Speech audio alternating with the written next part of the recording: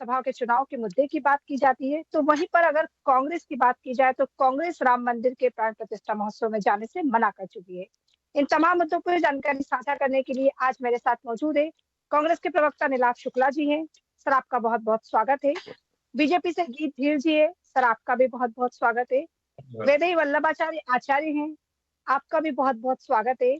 Doctor Piyush Joshi आम आदमी party से अपनी बात रखेंगे, सर आपका भी बहुत बहुत स्वागत है। मेरा पहला सवाल वैदेही वल्लभाचार्य जी से। आचार्य जी, बहुत बहुत प्रणाम।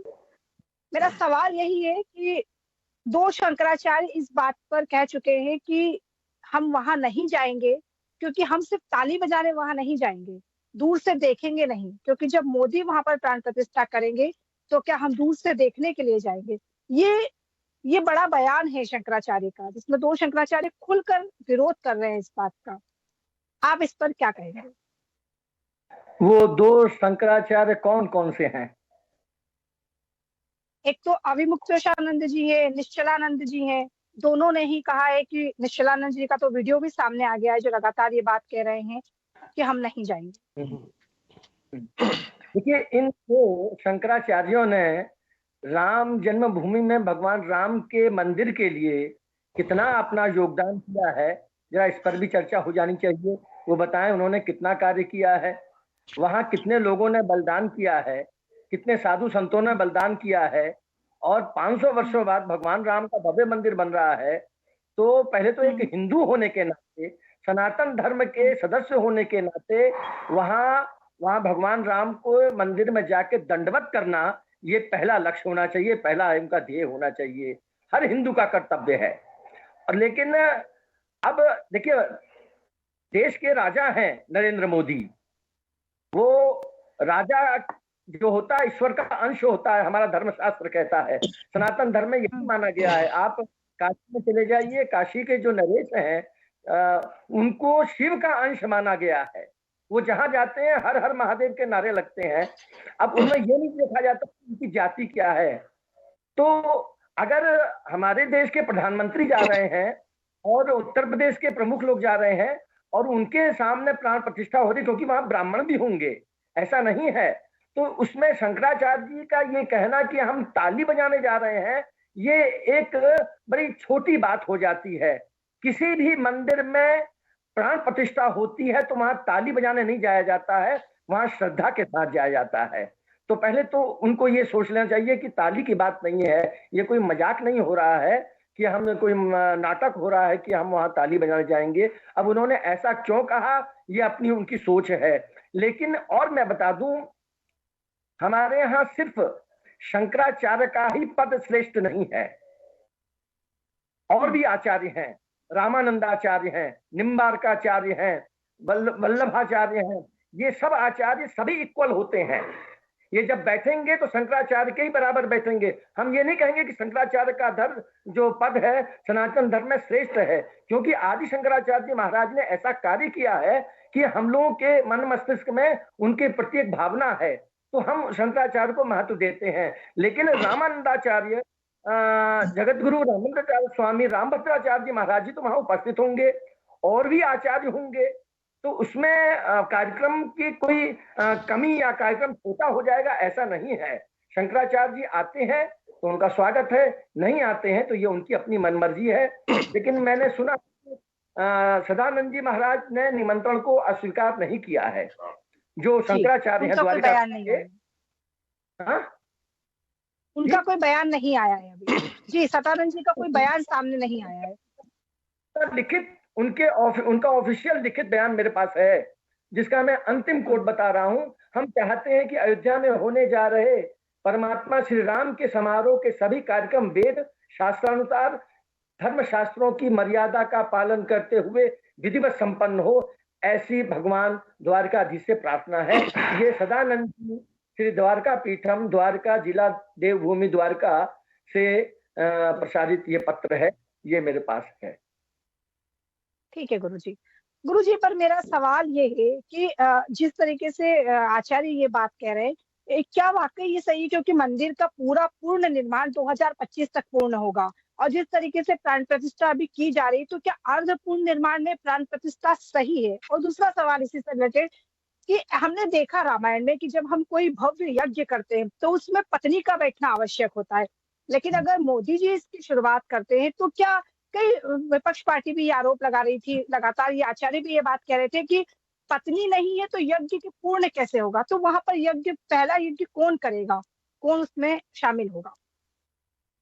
देखिए, कथा आती है कि भगवान राम ने समुद्र के किनारे यज्ञ किया था, तो उस समय उनकी पत्नी तो नहीं थी और उसमें यज्ञाचार्य स्वयं रावण थे, और ये तय हुआ था कि रावण से बड़ा उस समय कोई है नहीं, और भगवान राम ने वहां यज्ञ किया है। तो भगवान राम तो राजा थे ना, चक्रवर्ती सम्राट थे, तो उसमें ये कहना कि पत्नी का आवश्यक होना, ये एक देखिए बड़ी छोटी बात है। ये इतना बड़ा कार्यक्रम हो रहा है कि हमें हृदय से करना चाहिए कि हम जाएंगे, पैदल जाना चाहिए, वहां पर ये सोच के नहीं जाना चाहिए कि ये तो एक कमियां निकालने वाली बात है, छिद्रता की बात है कि उनकी शायद अपनी कोई इच्छा पूरी नहीं हो पाई होगी, तो इस तरह वो इस तरह की बात कर रहे हैं। तो मैं समझता हूँ ये कहना कि पत्नी होना चाहिए, ये बहुत संक्षिप्त बात है, छोटी बात है, और इस तरह की बातें आचार्यों को नहीं करना चाहिए। वहां बड़े बड़े आचार्य उपस्थित हो रहे हैं, स्वयं जगत गुरु रामानंदाचार्य, रामभद्राचार्य जी महाराज उपस्थित हो रहे हैं, और 14 तारीख से वहां वो 1008 कुंडी यज्ञ करा रहे हैं। तो उनसे बड़ा ज्ञानी इस समय तो कोई नहीं है। राम जन्मभूमि के लिए उन्होंने जो संघर्ष किया है वो अपने आप में अद्वितीय है। कोर्ट में उन्होंने जिस तरह के तर्क दिए हैं वो अपने आप में अद्वितीय है, जबकि वो प्रज्ञा है। तो ये बात मान लेना चाहिए। इसलिए इस तरह के आचार्यों को, जो शंकराचार्य हैं, उनको नहीं कहना चाहिए, और बड़े खुशी के साथ, विराट हृदय के साथ उस कार्यक्रम में उपस्थित होना चाहिए। ठीक है, मेरे साथ नीलाभ शुक्ला जी भी है। नीलाभ जी, आपने आचार्य की बात सुनी, कांग्रेस का नहीं जाने के पीछे वो जो कारण बता रही है कि बीजेपी और संघ के कार्यक्रम है वहां पर, और जैसे गंभीर आरोप लगा रहे हैं, लेकिन सवाल ये है कि कमलनाथ जी तो पहुंचने की बात कर रहे हैं, कमलनाथ जी तो राम नाम की हर धुन में पहुंचते हैं, और अब तो बीजेपी ये भी कह रही है कि वो विभीषण ना बन जाए, ऐसा ना हो राजनीतिक करियर खत्म हो जाए। क्या कांग्रेस भी ये कह रही है कि अगर हम नहीं जाएंगे तो कोई भी नहीं जाएगा? देखिए, पहले मैं आपकी बात का जवाब दूं। मैं इस विषय पे बात करना नहीं चाहता क्योंकि नितांत व्यक्तिगत मामला होता है। ये आपने प्रश्न उठाया, इस पत्नी के साथ पूजा करना, मैं इस विषय में निश्चित रूप से बात करना नहीं चाहता। उनका व्यक्तिगत मामला है। स्वामी जी ने उदाहरण दिया कि राम ने अकेले होकर यज्ञ किया। स्वामी जी उस समय सीता बंदी थी, उपलब्ध नहीं थी, अन्यथा राम भगवान ऐसा कार्य नहीं करते। हम जब 7 फेरे लेते हैं तो 7 में एक फेरे में एक वचन होता है कि जो भी यज्ञ कार्य करेंगे, पूजन करेंगे, तीर्थाटन करेंगे, मूर्ति स्थापना करेंगे, तो पत्नी साथ होगी। जब 7 फेरे लिए जाते हैं ना, उसमें वचन होता है। जो भी शादीशुदा है, मेरे ख्याल से उसको समझते होंगे, तो एक बाध्यता रहती है, पत्नी अगर उपलब्ध है तो उस धार्मिक कार्य में साथ रहे। ये मेरा विषय नहीं था, उसे चर्चा करना नहीं चाहता था, पर चूंकि मेघा जी ने प्रश्न उठाया और आपने उसका जवाब दिया, राम भगवान, उस समय सीता उपलब्ध नहीं थी, सीता रावण के यहाँ बंदी थी। अगर बंदी नहीं होती निश्चित रूप से राम जी के साथ यज्ञ में बैठती। बहरहाल वो विषय नहीं है। अब मैं मुद्दे पर बात करता हूँ। मेघा जी, आपने कहा कि हमने निमंत्रण अस्वीकार क्यों किया। देखिए, पहली बात तो भाजपा निमंत्रण दे क्यों रही, ये हमारा अत्यंत व्यक्तिगत निर्णय है। मंदिर विधि विधान से पूर्ण होने पर हम दर्शन करने जाएंगे। राजीव गांधी ने 1989 में सबसे पहले इसके शिलान्यास की अनुमति दी थी विश्व हिंदू परिषद को। तत्कालिक गृह मंत्री बूटा सिंह भी इसमें उद्घाटन में, शिलान्यास में गए थे। मतलब हमारी पूरी आस्था है उसमें। लेकिन अभी देखिए, हम सनातन धर्म के बताए हुए मार्ग पर चलते हैं। अभी शंकराचार्य जी का वक्तव्य में सुन रहा हूँ, स्वामी अभी मुक्तेश्वरानंद जी का वक्तव्य सुना हूँ। उन्होंने कहा कि देखिए, कहीं ना कहीं सनातन धर्म की अवहेलना हो रही है। सनातन धर्म की में स्पष्ट निर्देश है कि हम जब मंदिर का पूर्ण निर्माण हो जाए, अपूर्ण मंदिर नहीं हो, शिखर बन जाए, कलश हो जाए, उसके बाद ही मूर्ति स्थापना की जाए। ये सनातन धर्म में लिखा है। देखिए, हम अगर सनातन धर्म की बात करते हैं तो सनातन धर्म के सर्वोच्च पद पर कौन गुरु बैठे, आप बताइए। स्वामी जी, आप बताइए, क्या दिशा निर्देश है वेद शास्त्रों के? वेद शास्त्रों के, मैं तो आपसे उम्र में बहुत छोटा हूँ, आप बड़ा आध्यात्मिक है। सबसे बड़ा हमारे इसमें शंकराचार्य जी को साहित्य वेद शास्त्र में कहा गया कि हमारे धर्म के सबसे बड़े गुरु वही माने जाते हैं, वही दिशा निर्देश तय करते हैं। तो नहीं, ये कहीं नहीं है। दिन ये भ्रामक है। जब शंकराचार्य जी ने कहा है कि जब मंदिर पूर्ण नहीं हुआ है, अपूर्ण स्थिति में, शिखर का भी निर्माण नहीं हुआ, कलश का निर्माण भी नहीं हुआ, तो शास्त्रोक्त नहीं है, वेदोक्त नहीं है, कहीं भी ये सनातन धर्म के अनुसार नहीं है। जब मंदिर पूर्ण होगा हम जाएंगे। चूंकि मेरी बात सुनिए, ये उद्घाटन रामनवमी पर भी हो सकता है। देखिए स्वामी जी, बात पूरी होने दीजिए। आदरणीय बात पूरी होने दीजिए स्वामी जी। तो मैं ये कहना चाहता हूँ, ये शिला उद्घाटन जो मंदिर का है, प्राण प्रतिष्ठा, रामनवमी, इससे शुभ मुहूर्त हो ही नहीं सकता।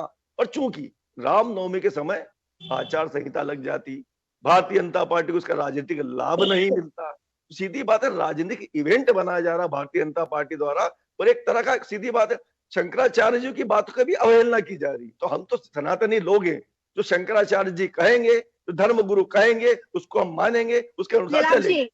शंकराचार्य जी ने तो बयान बाद में दिया, सोनिया गांधी तो पहले ही कह चुकी थी कि वो नहीं जाएंगी, क्योंकि पहला बयान तो ये आया था। शंकराचार्य जी का मैं बता देती हूँ, पहला बयान ये था उनका कि संघ और बीजेपी का कार्यक्रम है, इसलिए मैं बिल्कुल सहमति रखती हूँ इस बात से कि बीजेपी आमंत्रण क्यों दे रही है, ठीक है, एग्री करती हूँ। लेकिन सवाल ये कि अगर बीजेपी आमंत्रण दे भी रही है तो पहुंचने में क्या दिक्कत है, क्या समस्या है? राम तो सबके, राम सिर्फ बीजेपी के नहीं है, या राम सिर्फ आम आदमी पार्टी के नहीं है, राम मेरे भी है, राम आपके भी है, राम उनके भी है, तो राम तो सबके है ना। तो फिर सोनिया गांधी अगर पहुंच भी जाती है तो क्या आपने बहुत अच्छी बात करी। राम सबके हैं, राम मर्यादा पुरुषोत्तम है। जब किसी मंदिर का निर्माण होता है तो उसका विधि विधान होता है, उसकी मर्यादा होती है, उसका एक नियम होता है, एक शास्त्रोक्त विधि विधान होता है। उस हिसाब से जब मंदिर का निर्माण होता है, मंदिर की प्राण प्रतिष्ठा होती है, उसके सिस्टम से काम किया जाता है। आप अपना राजनीतिक लाभ के लिए अपूर्ण मंदिर को, जिसको बनने में 2 साल है, जिसका शिखर भी नहीं बना है, कलश भी नहीं बना है, सिर्फ उसमें राजनीतिक लाभ है कि चुनाव के पूर्व उसका लाभ हमें मिल जाए, तो उसमें यजमान कौन होगा, यही बड़ा सवाल है। वो यजमान योग्य है कि यही बड़ा सवाल है। स्वामी जी ने कहा कि देश के राजा होते हैं। स्वामी जी आपसे माफी चाहूंगा, देश का सर्वोच्च पद पर होते हैं राष्ट्रपति। संविधान 52-53 के अनुसार सर्वोच्च पद पर देश का राजा अगर माना जाता है तो राष्ट्रपति को माना जाता है, ना कि प्रधानमंत्री जी को। ये संविधान में लिखा है, मैं मन से नहीं कह रहा हूँ। तो देश का सर्वोच्च पद जो है वो राष्ट्रपति को माना जाता है, तो देश का राजा राष्ट्रपति माना जाता है। मैं आपकी बात का जवाब देने वाला नहीं है, मैं आपसे उम्र में बहुत छोटा हूँ, ज्ञान में, अनुभव सब में छोटा हूँ, लेकिन जो बातें मुझे लगी मैंने आपको अपनी आपत्ति दर्ज करा दी। तो अब वहां जाना ना जाना है हमारा व्यक्तिगत निर्णय है।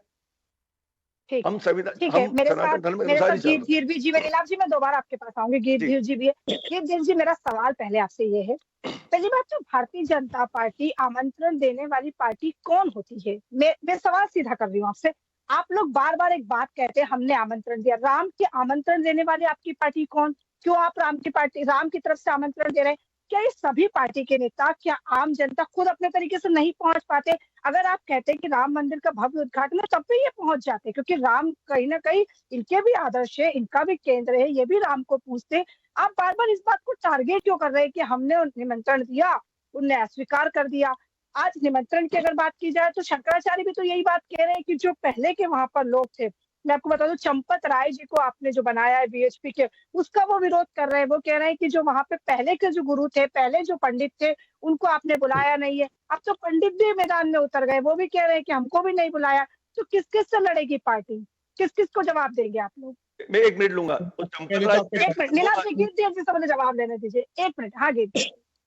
सबसे पहले तो मेघा जी, आपके चैनल के माध्यम से मैं जनता के सामने एक बार फिर से आह्वान करता हूं, बीजेपी का एक छोटा सा कार्यकर्ता समझ लीजिए, एक सनातनी धर्म का एक छोटा सा कार्यकर्ता समझ लीजिए, एक राष्ट्रवादी व्यक्ति समझ लीजिए, जो समझना समझ लीजिए, लेकिन मैं सबको निमंत्रण दे रहा हूं कि आइए अपने घरों में दिए जलाइए। जो लोग 22 तारीख को अयोध्या नहीं पहुंच सकते हैं, वो लोग अपने घरों में दिए जला के दिवाली मनाएं और एक बार फिर से श्री राम जी का हम स्वागत करेंगे। तो देखिए, अब आपका सवाल पे मैं सीधा आता हूँ, टू द पॉइंट बात करता हूँ कि क्यों दे रहे हैं। तो देखिए, अभिषेक मानू सांघवी और इनके अधीर रंजन चौधरी, शशि थरूर, विवेक तनखा जैसे लोग जाके जब माननीय न्यायालय में हलफनामा देते हैं कि भगवान श्री राम काल्पनिक है, तो उनकी तरफ से तो हम ही थे ना, भगवान श्री राम हमारे हैं, मैं ये नहीं कह रहा हूँ, लेकिन भगवान श्री राम की तरफ से हमेशा खड़े, क्योंकि मर्यादा पुरुषोत्तम एक उपाधि है। और जब मर्यादा पुरुषोत्तम की बात आती है तो माननीय नरेंद्र मोदी जी से ज्यादा मर्यादा पुरुषोत्तम की उपाधि को ग्रहण करने वाला व्यक्ति कौन हो सकता है जिस विश्व में नहीं, आप गलत बात है। नहीं, बिल्कुल नहीं। नरेंद्र मोदी राम नहीं हो सकते प्रभु, नरेंद्र मोदी राम नहीं हो सकते। अन्य भारतीय प्रधानमंत्री है, देश के यशस्वी प्रधानमंत्री है, कई बड़े काम उन्होंने किए, इसको डिनाई नहीं किया जा सकता। राम मंदिर की भव्य प्रतिष्ठा में आपका योगदान रहा है। ठीक है, बोलिए। इसका इलाज नीलाम जी आप तो बिल्कुल नहीं बोलिए, आप तो वो लोग हैं जो भगवान हनुमान के नाम पर काट के और खा लेते हैं। नीलाम जी आप नहीं, हलफनामा देखिए आपने ठहरा है और आप लोगों को तो निंदा इतनी लिटिमेट नहीं है। जी आपके लिए तो कुछ बोला जाए, आपकी पार्टी के लिए कुछ बोला जाए कम है इस विषय पे, और आप लोगों को भी रखनी चाहिए, भगवान की मर्यादा रखनी चाहिए। खैर फिलहाल मेरे समय में हस्तक्षेप ना करें, मेरा यही आपसे एक आग्रह रहेगा नीलाम जी, क्योंकि व्यक्तिगत संबंध अपनी जगह है, लेकिन जब भगवान की और मर्यादा की बात आती है तो बिल्कुल निश्चित रूप से जनता जो है वो सब देख रही है और करारा जवाब देगी। बात चुनाव की नहीं है, बात किसी प्रकार से किसी पार्टी की या किसी आप बोले कि राजनीतिक दृष्टिकोण की बिल्कुल नहीं है। बात है हमारे आराध्य की, बात है हमारे मर्यादा पुरुषोत्तम की। क्योंकि देखिए राम राज की हम बात करते हैं, राम राज क्या था? राम राज वही था कि प्रत्येक व्यक्ति वहां सुखी हो। तो हमारे राष्ट्र में हर व्यक्ति यहाँ पर सुखी जीवन जो है वो भोगे, हर व्यक्ति यहाँ पर जिस प्रकार का जीवन उच्च कोटि का जीना चाहिए, जिसके लिए उसको बनाया गया, भेजा गया, उसके लिए हमारे माननीय प्रधानमंत्री जी प्रयास कर रहे हैं। और इसी दृष्टिकोण से अगर हम एक अच्छे काम में जनता को आगे लेकर आ रहे हैं, जनता से आह्वान कर रहे हैं कि आप भी जो आने वाली 22 तारीख है जश्न में हमारे साथ में शरीक हुए, जश्न में हमारे साथ में आप भी चले। और जनता भी इसी चाहती है, जनता को दिक्कत नहीं है, लेकिन कांग्रेस को क्या दिक्कत है? ऊपर से एंटीनो माइनो, ये सोनिया गांधी, ये सीपीआरआई वाले लोग, ये इटालियन मम्मी, इटालियन बॉय और उनके इटालियन जीजा जी, इन लोगों को क्या दिक्कत है? अच्छा कांग्रेस पार्टी पहले किसकी मान रही है ये बता दें। इनके आधे नेता जो है वो बोल रहे कर्नाटका से भी कुछ अलग स्वर आ रहे हैं, केरल से कुछ इनके अलग स्वर आ रहे हैं, मध्य प्रदेश में इनके दिग्विजय सिंह और कमलनाथ जी के कुछ स्वर अलग अलग आ रहे हैं। आधे लोग बोल रहे हैं हम जाएंगे। तो कौन सी कांग्रेस पार्टी की बात कर रहे हैं? वैसे भी 26 टुकड़ों में टूट चुकी है 13 सालों में कांग्रेस पार्टी। तो कौन सी कांग्रेस पार्टी के नीलाम भाई बात कर रहे हैं? और ये भगवान राम से ऐसी दुश्मनी क्यों निभा रहे हैं कि जनता को बरगला रहे हैं? हालांकि जनता बरगलाने वाले के कहने में आने वाली बिल्कुल नहीं है, क्योंकि यहाँ पर बात है हमारे सनातन धर्म की, और सनातन धर्म से ऊपर कुछ भी नहीं है। यहाँ पर सनातन धर्म सबका सम्मान करना जानता है, सनातन धर्म किसी का अपमान नहीं करता है। लेकिन जब बात आती है सनातन धर्म के अपमान की, तो कांग्रेस पार्टी वहां पर ये दो मुहैया चेहरा अपना के मुस्लिम तुष्टीकरण की राजनीति करिए ना आप यहाँ, लेकिन हम राजनीति करने नहीं बैठे। हम तो भगवान के आराध्य बन के, हम भगवान को पूजने के लिए। जी आपने मेरे सवाल का जवाब नहीं दिया। मेरा सवाल ये था, दो शंकराचार्य अगर ये बात कह रहे हैं कि मंदिर अगर पूर्ण नहीं हुआ है तो इसको अर्धपूर्ण मंदिर में प्राण प्रतिष्ठा क्यों? ये तो किताबों में भी लिखा है ना कि अर्धपूर्ण मंदिर में प्राण प्रतिष्ठा नहीं की जा सकती है। तो फिर इतनी जल्दबाजी क्यों? अगर फिर कहे कि लोकसभा चुनाव को लेकर के तैयारी है तो आप बुरा मान जाते हैं। कांग्रेस ऐसा आरोप लगाती है। बिल्कुल, कौन कह रहा है कि पूरा नहीं हुआ है? जहां पर भगवान की स्थापना होनी है वो नवनिर्मित भवन है, वहां पर पूरी स्थापनाएं हो चुकी हैं। वहां पर जो है जो चीजें हमारे सनातन धर्म के हिसाब से होनी चाहिए उनका पूरा पालन किया गया है। किसी की भावनाओं को ठेस नहीं पहुंचाने के लिए ये सब दिखावा नहीं कर रहे हैं, हम सनातन धर्म को मानते हुए कार्य कर रहे हैं। अब कांग्रेस तो उलझुल आरोप लगाती रहती है कि नहीं पूरा हुआ है। नवनिर्मित है भाई साहब, पूरा और अधूरे की क्या बात होती है? नवनिर्मित है। अब देखिए आप बोलेंगे लाइट नहीं लगी, वो लाइट नहीं लगी, निर्माण निरंतर चलता रहेगा, उसका भव्य रूप आप हमेशा देखते रहेंगे और वो विकसित होता ही रहेगा। भगवान श्री राम की कृपा बनी रहे, मेरी यही प्रार्थना है सबसे। लेकिन ठीक है, डॉक्टर पीयूष जोशी भी मेरे साथ मौजूद है, मैं फर्स्ट कमेंट उनसे लूंगी। डॉक्टर पीयूष जोशी जी, आपने सभी की बात सुनी। मेरा सीधा सवाल ये है कि क्या आम आदमी पार्टी के नेता पहुंच रहे हैं राम मंदिर में? देखिए मुझे तो नहीं पता कि अभी तक जाने का है कि नहीं है, पर कई लोगों को अयोध्या तो भेज चुके हैं जो मुख्यमंत्री तीर्थ यात्रा योजना है उसके तहत, जो कि सतत रूप से जारी है। और एयर कंडीशन जो कोचेस हैं रेलवे के, उसमें दिल्ली सरकार द्वारा तीर्थ यात्रा लगातार करवाई जा रही है और वो अभी भी जारी है। तो मुझे लगता है कि जैसे पिछली डिबेट में भी हमने डिस्कशन किया था कि ये सर्वोच्च न्यायालय द्वारा दिया गया एक निर्णय है और उस निर्णय का सभी को मान सम्मान रखना चाहिए। भारतीय जनता पार्टी का जरूर है कि भाई वो क्रेडिट की उस रेस में हमेशा आगे रहना चाहती है, और ठीक है, ये बात जरूर है कि लड़ाई लड़ी है उन्होंने, हम भी ये बात मानते हैं कि रथ यात्रा निकाली थी लालकृष्ण आडवाणी जी ने। अभी आज ही मैंने अखबार में पढ़ा है तो मुझे जानकर थोड़ा सा अच्छा लगा कि शायद हो सकता है वो उपस्थित रहे स्वयं, क्योंकि अभी तक तो ऐसा था कि उनको ऐसा बोला गया था जैसे वो हम लिखते थे ना शादी के कार्ड पे देखते थे, भेज रहे हैं तुम्हें निमंत्रण प्रियवर तुम्हें बुलाने को, ओ मानस के राजहंस तुम भूल न जाना आने को। तो आडवाणी जी और मुरली मनोहर जोशी जी को जो निमंत्रण दिया गया था वो शायद ऐसा था, भेज रहे हैं तुम्हें निमंत्रण आदरणीय सिर्फ दिखाने को, ओ मानस के राजनंद तुम भूल से ना आ जाना खाने को, तो उस टाइप का था। पर अभी ठीक है, शायद यदि आ जाते हैं तो अच्छी बात है। खैर मेरा ये कहना है, अभी मैंने जितनी डिबेट सुनी, सबके फर्स्ट कमेंट सुने, मैं थोड़ा सा शायद कंफ्यूज हो गया। नरेंद्र दामोदर दास जी मोदी इस देश के राजा कब से हो गए? इस देश में राजशाही खत्म हुए सालों हो चुके हैं, दशकों हो चुके हैं। इस देश के राजा नहीं है, इस देश की जनता के नौकर है वो। एक मिनट सर, आपको मैंने मैंने आपको इंटरप्ट नहीं किया था, इंटरप्ट नहीं किया था, है ना। वो जिस घर में रहते हैं, वो घर जो है वो राजा के किसी के खजाने से नहीं चलता है, उस देश की जनता के दिए हुए टैक्स के खजाने से चलता है।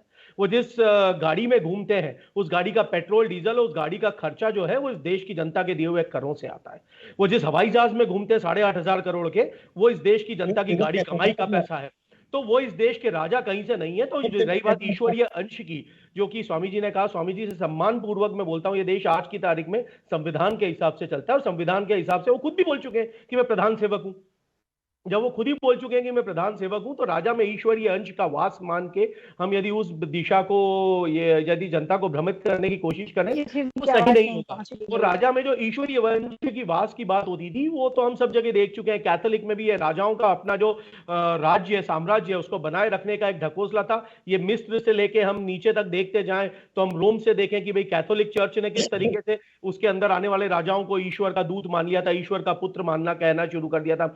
इंग्लैंड में हम देखेंगे तो हेनरी VIII ने तो खुद का चर्च बना लिया था, और उसके चर्च का हेड खुद को निरूपित कर दिया था, चर्च ऑफ इंग्लैंड को। तो ये तो देखिए, अभी हम मैच्योर इसीलिए होते हैं ना, समय के साथ में हम मैच्योर इसलिए होते हैं कि हम समझते हैं कि भाई जनता का शासन होना ही आवश्यक है, जनता का शासन ही होना चाहिए। रही बात राम मंदिर की, उद्घाटन हो रहा है, अच्छी बात है, स्वागत किया जाना चाहिए। जिसको जाना है जाए, जिसको नहीं जाना है जाए। जहां तक मेरा व्यक्तिगत मामला है तो मेरा पहला राम दशरथ का बेटा, दूसरा घरघट में बैठा, तीजे का है सकल पसारा, चौथा राम है सबसे न्यारा। तो हर कणकण में जो विराजमान राम है, हर घटघट में जो विराजमान राम है, हर कंकड़ पत्थर में विराजमान राम है, हर अणु में विराजमान राम है। और कबीर, मैं थोड़ा सा कबीर को मानने वाला हूं, तो मेरे खुद के अंदर भी विराजित राम है। यदि मैं अपने आप के अंदर से अपनी जो चादर है उसका मैलापन हटा सकूं और साफ रख सकूं, तो मेरे स्वयं के अंदर भी राम विराजित है। फिर भी स्थल है, स्थलों के अंदर ऊर्जा प्रवाहित होती है, मानस साफ होता है, तो जरूर जाना चाहिए, सबको जाना चाहिए। और इस डिबेट को खत्म करके लोकसभा चुनाव का जो डिबेट है वो मूल मुद्दों पे लाना चाहिए, शिक्षा पे लाना चाहिए, स्वास्थ्य पे लाना चाहिए, बिजली पे लाना चाहिए, पानी पे लाना चाहिए, रोजगार पे लाना चाहिए, और महंगाई पे लाना चाहिए। ठीक है, मैं दोबारा आपके पास नीलाभ जी। नीलाभ जी, देखिए, अगर आपको आमंत्रण मिले या ना मिले, लेकिन एक व्यक्तिगत राय के तौर पर आप प्रवक्ता बन के नहीं, आज आप ईमानदारी से इस बात को कबूलिएगा कि राम का निमंत्रण मिले, कोई पार्टी दे या ना दे, लेकिन राम के भव्य मंदिर के उद्घाटन में इस तरीके की बातें करना, जिस तरीके की बातें अगर कांग्रेस पार्टी कर रही है, क्या ये सही है वाकई? आप कभी भी शंकराचार्य की बात को लेकर के कह रहे नहीं जाएंगे, वो संघ का हो चाहे बीजेपी का हो, ये तो कबूलना होगा ना, ये तो मानना होगा ना कि भारतीय जनता पार्टी ने अगर इस कार्य को पूर्ण किया। मैं ये नहीं कह रही हूँ कि वो राम राज्य लेके आ गए हैं, बिल्कुल नहीं लेके आए हैं, ना वो कोई राजा है नरेंद्र मोदी, ना कुछ है, वो सिर्फ यशस्वी प्रधानमंत्री उनको बोला जाता है क्योंकि देश के लिए अच्छे अच्छे कार्य कर रहे हैं, विकास के कार्य कर रहे हैं। लेकिन ये तो आपको स्वीकारना होगा ना कि जिस तरह की लड़ाइयां उन्होंने लड़ी है, जिस तरीके से वो भव्य मंदिर का निर्माण हुआ है, तो उसमें जाने में क्या दिक्कत है, क्या परेशानी होती है? मंदिर का राहुल गांधी न्याय यात्रा निकालने पहुंच गए जब मंदिर का निर्माण हुआ। इस सवाल मैंने पहले भी कहा था, इस तरीके की बातें क्यों? और फिर बात ये होती है ना, जब इस तरीके की बातें आती है, जब हम डिबेट करते हैं, जब पूछा जाता तो कहते नहीं हम तो राम को मानते हैं। फिर एक तरफ आपके नेता राम की उसमें भी चले जाते हैं, कमलनाथ जी को देख लीजिए, दिग्विजय सिंह को देख लीजिए, एक तरफ राम का नाम और राम का नाम, और दूसरी तरफ आपके बड़े नेता कहते हैं हम नहीं पहुंचेंगे। ये तो अलग अलग गुट हो गए ना दोनों। देखिए, सीधी सी बात, सनातन धर्म को मानने वाले लोग जो धर्म सम्मत होगा, जो शास्त्र सम्मत होगा, वो हम करेंगे। हम भाजपा के हिसाब से नहीं चलेंगे। देखिए, शास्त्र सम्मत होगा, धर्म सम्मत उसको करेंगे। भारतीय जनता पार्टी, हम तो हमने क्या कहा आपसे कि मंदिर का शास्त्रों में लिखा है, स्वामी जी यहाँ बैठे, जब तक मंदिर पूर्ण नहीं होता, शिखर और कलश नहीं आता, तब तक उसमें मूर्ति की स्थापना नहीं की जाती। वेदों में लिखा है ये बात। मैं भी पढ़ता हूँ, मैं भी ब्राह्मण हूँ, और मैं भी नियमित पूजा पाठ करता हूँ, मंदिर में भी दर्शन करता हूँ। इस शास्त्र में लिखा है, इसमें कहीं कोई इससे इनकार नहीं किया जा सकता। मंदिर बनेगा, पूर्ण होगा, जब शिखर बनेगा, कलश होगा, हम जाएंगे, बार बार जाएंगे, दर्शन करेंगे श्री राम लला के।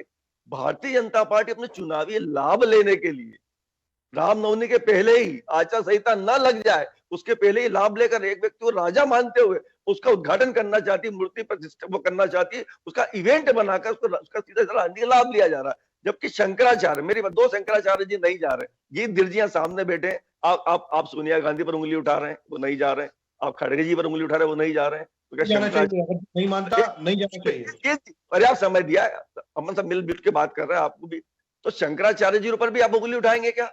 मुझे ये बताएं, जो धर्म गुरु है, प्रथम गुरु माने जाते हैं हिंदू धर्म के, सनातन धर्म के, क्या उन पर भी आप उंगली उठाएंगे क्या? आपने सोनिया जी को तो अलग अलग उपनामों संबोधित भी कर दिया, कमाने भर की बातें भी कर दी उनको, और लेकिन क्या शंकराचार्य जी के बारे में इसी तरह की अभद्र भाषा का प्रयोग करेंगे? मैं ये आपसे पूछना चाहता हूँ, क्या आप धर्म गुरुओं को भी कटघरे में खड़ा कर देंगे अंधभक्ति में लीन होकर?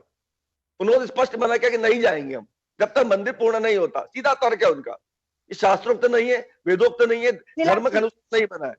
ठीक है, मेरा सवाल ये है, जो जाना चाहते घुमा फिरा कर रहा हूँ, क्या शंकराचार्य चाहते वो जा सकते हैं कि नहीं? आप तो जवाब दीजिए।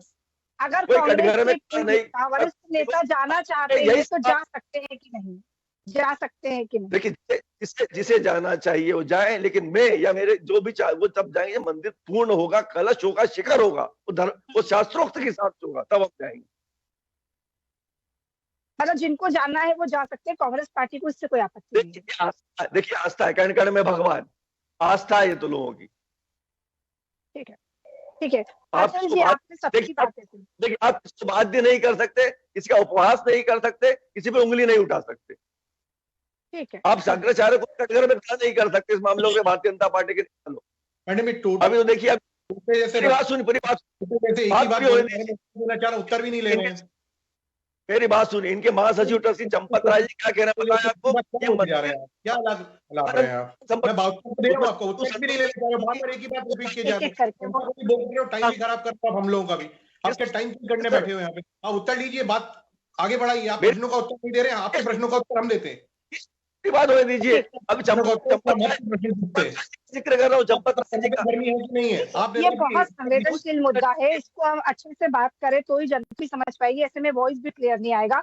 मेरा सवाल, ठीक है, मेरा सवाल आचार्य जी से। आचार्य जी, आप देख रहे हैं कि किस तरीके से राम का भव्य उद्घाटन और उसमें भी राजनीति। मैं समझती हूँ आचार्य जी कि जब भी कोई किसी भी तरीके विकास की बात होती है, उद्घाटन की बात होती है, किसी भी तरीके की भारत में कोई नई चीज की बात होती है, उसमें राजनीति लगातार सामने आती है। उसमें कभी कटघरे में संत होते हैं, तो कभी कटघरे में राजनीतिक पार्टियां होती है, कभी तो आम आदमी भी कटघरे में खड़ा हो जाता है। तो इस तरीके की चीजों से कैसे बचा जा सकता है आचार्य जी? ये प्रश्न हम, अच्छा देखिए, बात ऐसी है ना, जब हमारा पूरा नहीं होता है तो हम अड़ंगा लगाते हैं। इस समय जो पॉलिटिकल पार्टी हैं, जो मिलजुल के अभी हमारे देश के प्रधानमंत्री का विरोध कर रही है, इसलिए उनका अपना स्वार्थ पूरा हो नहीं रहा है, और वो उसमें ये निकेन प्रकारेण उटपटांग हरकतें कर रहे हैं। एक मुख्यमंत्री रहे हैं उत्तर प्रदेश के, उनको निमंत्रण दिया गया, और जिस तरह से उन्होंने कहा कि मैं जो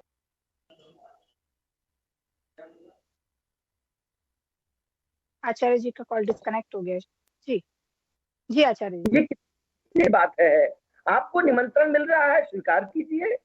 आप उसका विरोध कर रहे हैं, ये समझ में नहीं आता है। देखिए, महात्मा गांधी ने राम राज्य की स्थापना की, राम राज्य की बात करते थे वो। आज कांग्रेस भटक गई है, और वो किस राज्य की बात कर रही है?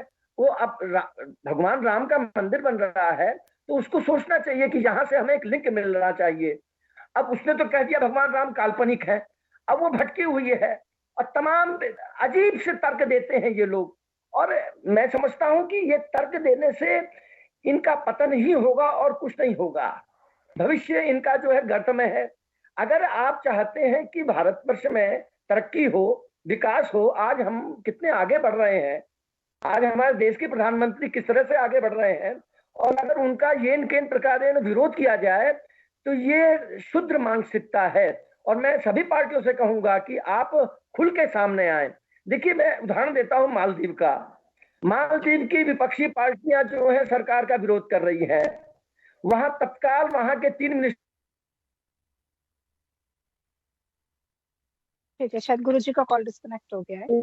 जी गुरुजी, 3 मिनिस्टर बयान दे रहे हैं, बिल्कुल जो है सस्पेंड कर दिया गया। बयान दे रहा है आचार्य जी। विपक्षी पार्टियां वो उनका भी विरोध कर रहे हैं कि नरेंद्र मोदी को ऐसा नहीं करना चाहिए। तो इस तरह देखिए, सिर्फ विरोध ही करना है तो ये अलग विषय है, लेकिन देश का विकास करना है तो मिलजुल के आओ, साथ साथ बैठ के प्रार्थना करो, संगच्छध्वम संबद्धध्वम, हमारे यहाँ कहा गया है, साथ साथ चलो, लेकिन वो नहीं चाहते हैं, वो विरोध ही करना उनकी मानसिकता है और विरोध ही कर रहे हैं। आचार्य जी को थोड़ा सा थोड़ी सी बात कहना चाहूंगा मैं गुरु जी को पूरे मान सम्मान सहित आदर सहित ये बात कहना चाहूंगा कि आपका मानना हो सकता है कि नरेंद्र मोदी भारत देश का विकास कर रहे हैं, हमारा मानना नहीं है, तभी तो हम विपक्ष में बैठे हैं। हम जानते हैं कि नरेंद्र मोदी जी किस तरीके से 50,000 करोड़ के लोन को 4 गुना बढ़ाकर 2 लाख करोड़ का कर चुके हैं। हम जानते हैं कि किस तरीके से क्रोनी कैपिटलिज्म इस देश में चल रहा है। आपके साथ खड़े हो गए, आपको चुनाव जवाब मिला था कि नहीं? उसके बाद में भी आप इस प्रकार की उल्टी बातें कर रहे हैं। आपके बीच में नहीं बोला सर, के साथ मैंने अपना परमिशन लिया और फिर बोला बोलने की आदत है सर। भाई मैं आपको जीत जी आप बीच में ना बोले तो अच्छा रहेगा, अन्यथा मैं आपको एक सेंटेंस पूरा नहीं कर सकता। मैं आपके पास लौटूंगी, अभी लौटूंगी मैं आपके पास। लेकिन हमारे धर्मगुरु को अपमान तो ना हो, उसका तो ध्यान रखिए। सर हम अपमान नहीं कर रहे हैं, मैं ये बोल रहा हूँ मैंने पूरे मान सहित आप बीच में अरे आप भी बोलते रहेंगे, आप अपने शब्द वापस लीजिए। नहीं बिल्कुल मैंने पूरे आदर सहित अपनी राय रखी है, राय रखना भी किसी का अपमान हो जाता है। आप अपने शब्द वापस लीजिए, आप ये केजरीवाल अपने शब्द वापस लीजिए, दुनिया मान सम्मान और आदर सहित। गीत जी आप अपने शब्द वापस लीजिए, आप अपने शब्द वापस लीजिए, आप प्रूफ कीजिए मैंने कहा अपमान किया आचार्य जी का, आप प्रूफ कीजिए मैंने कहा अपमान किया आचार्य जी का, आप प्रूफ करिए, आप प्रूफ करिए, माफी मांगिए। पूरे आदर के साथ इस प्रकार से धर्मगुरुओं का अपमान शब्द वापस लीजिए, नहीं कर रहे थे, जी गलत बात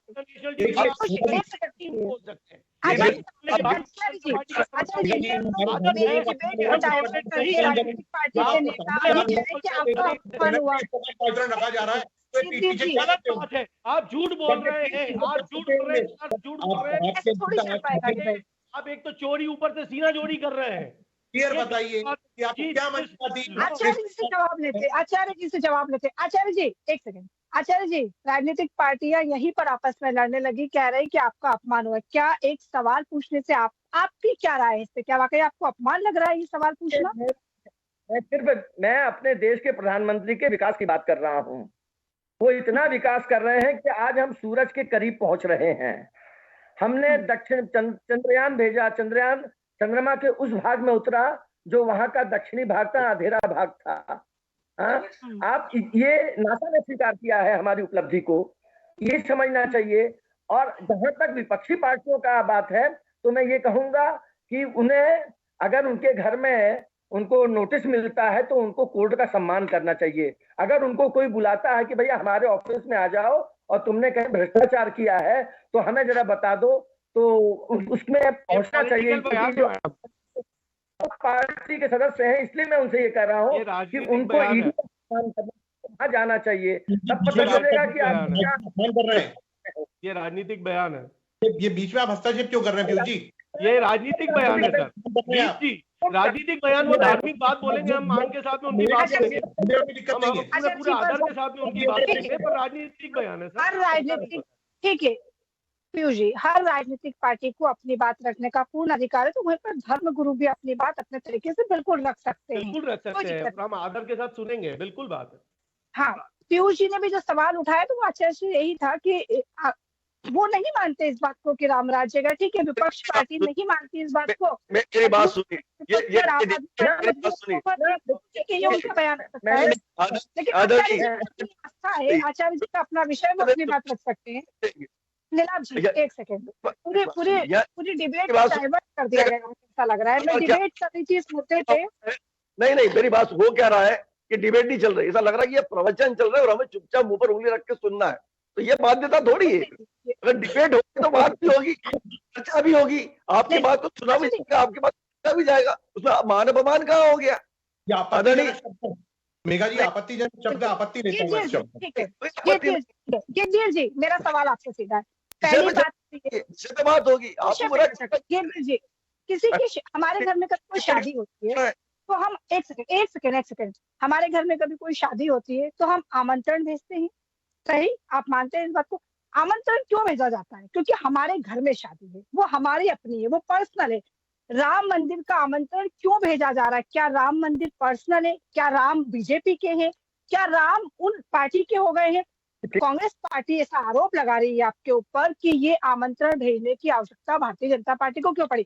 आम आदमी पार्टी के अरविंद केजरीवाल ने भी ये बात कही कि मुझे आमंत्रण भेजा गया पर औपचारिक रूप से नहीं भेजा गया, मैं जाने के लिए तैयार था। एक तो आमंत्रण भेज रहे हैं, औपचारिक तरीके से नहीं भेज रहे, उसमें भी दिक्कत हो रही है। फिर तो इस तरीके की चीजें क्या वाकई राजनीतिक पार्टियों को शोभा देती है? बिल्कुल, मैं पहली बात आपका प्रश्न पूछने के लिए धन्यवाद करता हूं। आपका बहुत अच्छा प्रश्न है। आमंत्रण नीलाभ जी भी छपवाएं, नीलाभ जी भी दें, बिल्कुल कोई बात नहीं।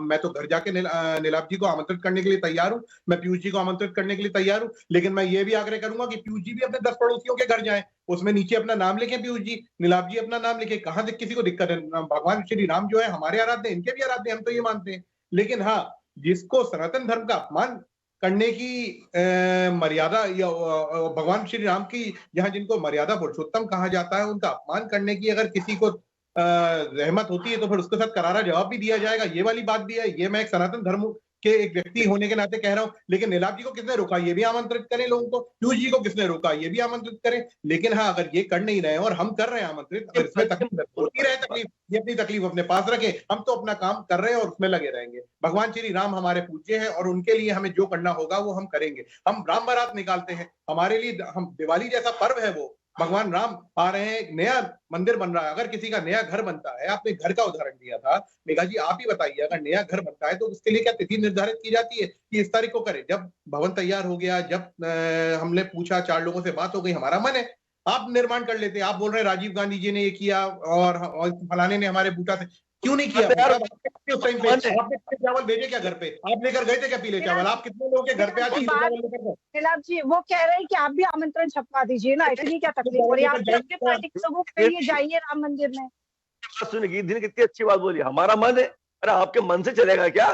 ये तो आप भगवान राम का मन, आपको जाना है तो हम तो आमंत्रण देंगे, तरीके से बने, हम निकाला जाएगा पूर्ण स्वीकार करिए। शिखर स्वीकार नहीं करना मत करिए, हम तो आएंगे। हम तो प्रेम भाव से ही आ रहे हैं। हम तो आएंगे राम लल्ला के लिए, हम बिल्कुल आएंगे, सबके घर जाएंगे। जिसको नहीं स्वीकार है नहीं स्वीकार। जो हमारे धर्म गुरु है वो भी नहीं जा रहे, उनको क्या बोलेंगे? लोगों को भी बुलाने आ रहे थे, हम तो सनातन धर्मी है, नहीं आना नहीं आना उनकी मर्जी है। देखिए यही तो बात बताइए, जब वहां पर जो मस्जिद की जमीन बेची है, सही सलाह जमीन आवंटित की गई है, जब उस पर मस्जिद बन जाएगी तो क्या एंटीनो महिनो वहां जाएंगी या नहीं जाएंगी? ये भी बताइए। वो धर्म गुरु धर्म की बात नहीं बताएंगे तो कौन बताएंगे? स्वामी जी आप बताएं। अरे हम जो बात नहीं बताएंगे तो पहुंच रहे। सदानंद सरस्वती आचार्य जी ने जैसा कहा, सदानंद सरस्वती का कोई बयान अभी ऑफिशियली नहीं आया, हो सकता वो भी वहां पहुंचेंगे जैसा स्वामी जी ने कहा। वल्लभाचार्य, कई गुरु वहां पहुंच रहे हैं। ऐसा नहीं है कि गुरु वहां जा नहीं रहे। लेकिन सवाल ये, आम आदमी पार्टी के नेता से मेरा सवाल है, आप हाथ भी खड़ा कर रहे थे, अरविंद केजरीवाल भी ऐसी बातें क्यों करते हैं कि औपचारिक रूप से नहीं बुलाया गया है, मुझे तो मैं नहीं जाऊंगा, नहीं तो मैं जाना तो चाहता था। ये दोगली बातें क्यों? नहीं, कोई दोगली बातें नहीं है, क्योंकि अरविंद केजरीवाल जी तो पहले भी जा चुके हैं और उसके बाद में जब ये हो जाएगा, मान लीजिए औपचारिक एक कार्यक्रम किया जा रहा है ना, उद्घाटन का एक कार्यक्रम किया जा रहा है, अब उस कार्यक्रम के लिए यदि औपचारिक निमंत्रण नहीं है तो फिर कैसे जाएंगे? आप बताइए ना मुझे। अनौपचारिक रूप से बाद में दर्शन के लिए तो सभी के लिए खुला है, सब लोग जा सकते हैं। तो केजरीवाल जी बोल चुके हैं कि यदि औपचारिक आमंत्रण आता है तो चले जाएंगे, औपचारिक आमंत्रण नहीं आएगा तो कैसे जाएंगे मैडम? बाद में चले जाएंगे, कोई बहुत बड़ी बात नहीं। दर्शन तो हमेशा ही चालू रहेंगे ना, आज भी चालू है। भले जो अभी जिस मूर्ति को स्थापित किया जाने वाला है उसका नहीं है, रामलला नहीं, रामलला का जो है, रामलला तो आज भी एक तंबू में है, वहां पे आप चाहिए अयोध्या, वहां पे दर्शन होते हैं, टोकन मिलता है, टिकट मिलता है और दर्शन हो जाते हैं। तो उसमें कोई उसमें बहुत अच्छा सिस्टम है जिस तरीके से अभी दर्शन करवाते हैं। तो जब औपचारिक आमंत्रण, यदि एक किसी राज्य के मुख्यमंत्री है, उनको जाना है, उनका एक प्रोटोकॉल है, औपचारिक आमंत्रण मिलेगा तो चले जाएंगे, नहीं मिलेगा तो नहीं जा रहे। वो बात है। मेरा ये कहना है, जो मेरा जितना लिमिटेड अंडरस्टैंडिंग है, मैं कोई शास्त्रों का विद्वान तो नहीं हूं, ना मैं कहीं भी ये क्लेम करता हूं मैं शास्त्रों का विद्वान हूं, पर मेरा ये मानना है कि इस देश में जो चुनाव है वो उसका धर्म से घालमेल करना भारतीय जनता पार्टी की पुरानी आदत है और उसी तरीके से उनकी राजनीति चलती है। रही बात कि भाई ये जो देश की सरकार चुनी जाती है, वो देश की सरकार चुनी जाती है देश के बच्चों को शिक्षित करने के लिए, देश में यदि कोई बीमार पड़े तो उनकी चिकित्सा की व्यवस्था करने के लिए, बिजली, पानी, रोजगार, इन चीजों के लिए सरकार चुनते हैं हम लोग। हाँ, है ना, हम नहीं तो हम मठाधीशों को ही प्रधानमंत्री बना देना मैडम, पर ऐसा नहीं होता ना। इस देश में डेमोक्रेटिक सिस्टम बना हुआ है। डेमोक्रेटिक सिस्टम इसलिए बना हुआ है कि एक सीईओ है इस देश का, चीफ एग्जीक्यूटिव ऑफिसर, उसके कोई जॉब डिस्क्रिप्शन दिया हुआ है। उसका जॉब डिस्क्रिप्शन ये नहीं है कि उसको धार्मिक प्रवचनों का आयोजन करना है, उसका जॉब डिस्क्रिप्शन ये नहीं है कि उसको धर्म का उत्थान की लड़ाई लड़ना है, उसका जॉब डिस्क्रिप्शन है एडमिनिस्ट्रेट करना है इस देश को। तो उस हिसाब से आप इस देश को चलाएं तो अच्छा रहेगा। उद्घाटन की जहां तक बात है 22 तारीख को, तो ठीक है, अच्छी बात है भाई, उद्घाटन हो रहा है, अच्छा हो रहा है, भव्य हो रहा है, बढ़िया, अच्छी खुशी की बात है। माननीय उच्चतम न्यायालय के निर्देश के अनुसार हो रहा है, भारतीय जनता पार्टी के निर्देश के अनुसार तो नहीं हो रहा है। सबको जाना चाहिए, जो जा सकता है जाए, जो ना जा सकता है किसी कारणवश वो बाद में चला जाए, कोई बात नहीं। पर जो जिस देश में जो बहस है वो मूल मुद्दों पे हमेशा आना चाहिए कि कितने नए स्कूल बन गए, कितने स्कूल बंद हो गए, कितने अस्पताल बंद हो गए, कितने पीएम के वेलनेस केयर के 1 करोड़ के 1 लाख उन्होंने बोला था कि PM primary health care centres बनाने वाले हैं, उसमें से कितने बन गए। 1 लाख में से उद्घाटन उन्होंने छत्तीसगढ़ में 1.25 करोड़ रुपया खर्चा करके किया था। तो ये सब चीजें हैं। मेरा सिर्फ इतना सा कहना है कि जिस चीज के लिए, जिस जॉब के लिए ये देश की जनता अपने मुख्यमंत्रियों को, अपने विधायकों को, सांसदों को, मंत्रियों को, प्रधानमंत्रियों को चुनती है, उस जॉब के ऊपर उनसे बात की जाए, और जो धार्मिक आयोजन और प्रयोजन है सब अपनी निजी आस्था के अनुसार उसमें सम्मिलित होते रहे या ना होते रहे, जिसको जैसा ठीक लगे करें। बहुत अच्छी बात पीयूष जी ने कही। बिल्कुल मैं एग्री करती हूँ इस बात से कि राजनीतिक पार्टियों को इस बात पे भी सोचना होगा कि शिक्षा को कैसे बढ़ावा दिया जाए, स्वास्थ्य पर कैसे काम किया जाए। बहुत अच्छी बात है, मैं बिल्कुल इस पर एग्री करती हूँ। मेरा सवाल आचार्य जी से। आचार्य जी, जिस तरीके से अभी मुक्तेश्वरानंद जी ये बात कह रहे थे कि रामानंद संप्रदाय के लोग वहां पर क्यों नहीं है, निर्मोही अखाड़े को क्यों हटाया गया, क्यों वो वाले संतों को हटा दिया गया जो सालों से वहां पर सेवा कर रहे थे और नए नए लोगों को वहां पर लेकर आ जा रहे हैं राम मंदिर में। तो इस तरीके की बातें अगर होगी तो वाकई ये सत्य है कि जो लोग पहले से पूजा अर्चना कर रहे थे उनको वहां से हटा दिया गया। आचार्य जी आप सुन पा रहे हैं? देखिए, हाँ बिल्कुल मैं सुन पा रहा हूँ।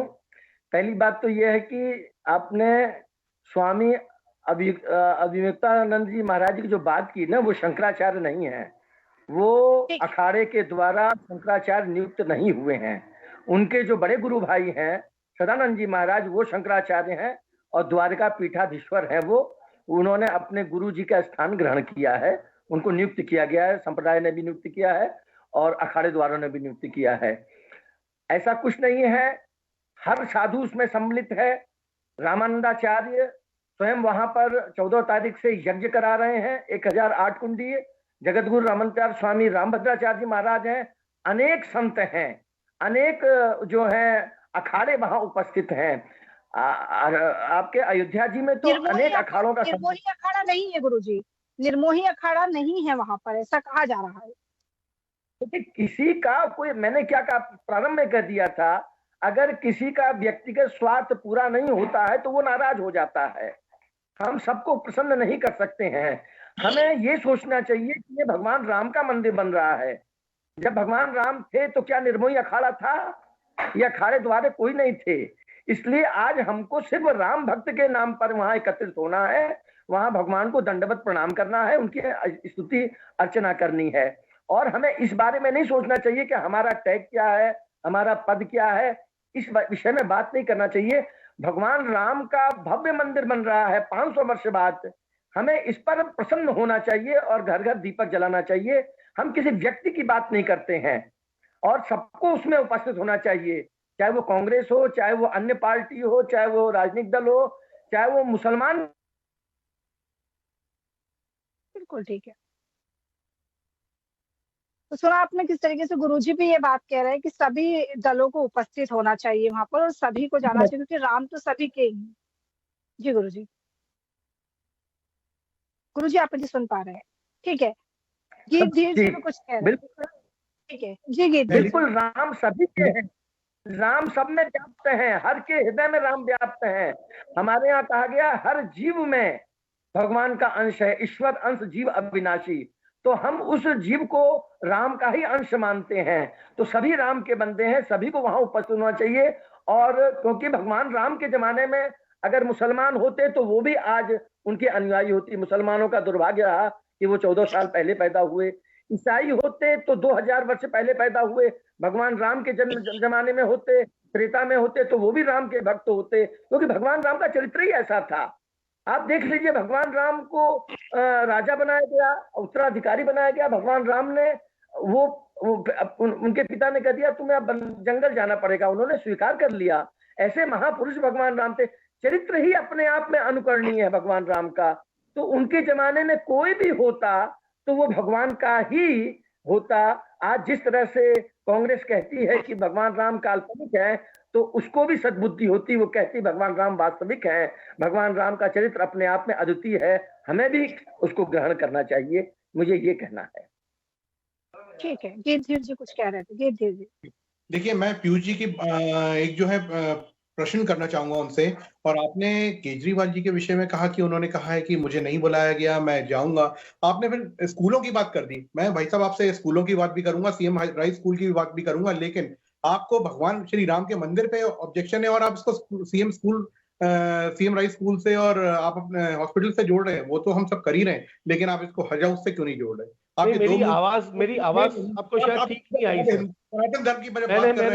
मैंने कहीं भी नहीं जोड़ा उसको। नहीं पीयूष जी बीच में नहीं बोलिए। और दूसरी बात, तुष्टीकरण की राजनीति नहीं चलेगी। इस प्रकार से आप जनता को तोड़ना चाह रहे हैं। आपके केजरीवाल जी का यही आचरण रहा है और आपकी आधी पार्टी जो है अंदर जेल में है। यही कारण है कि शराब नीति सबने देखी, जब खुल के आई तो क्या शराब नीति थी। तो यही आचरण आप तालियां बजाते रहिए। और यही आचरण रहा है आपके केजरीवाल जी का। झूठ बोलो, राम राम जपना और पराया माल अपना, वही कर रहे हैं आपके केजरीवाल जी और आप भी वही करते दिख रहे हैं। कहता हुआ व्यक्ति इस प्रकार से उत्तर जो आपको मैं दे रहा हूं अच्छा नहीं लगता और मेरे को अपने ऊपर भी ये कहना अच्छा नहीं लग रहा है, क्योंकि आप तो एक पढ़े लिखे व्यक्ति हैं, मैं आपको एक समझदार व्यक्ति मानता हूं।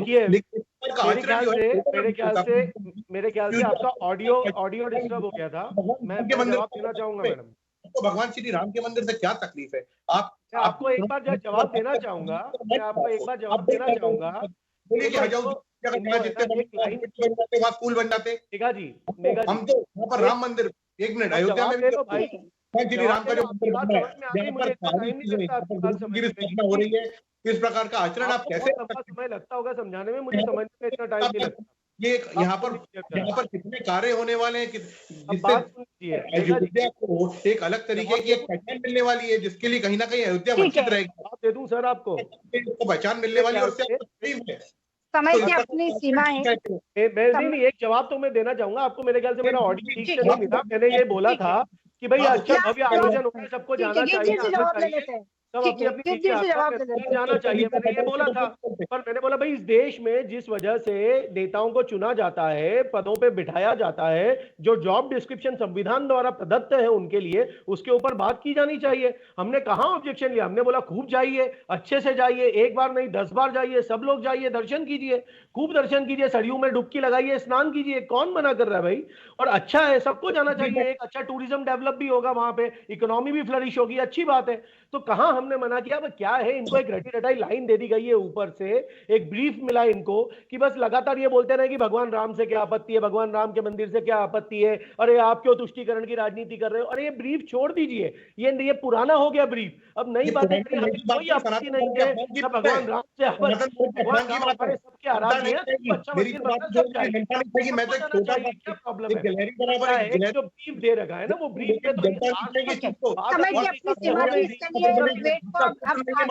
समय की अपनी सीमा है।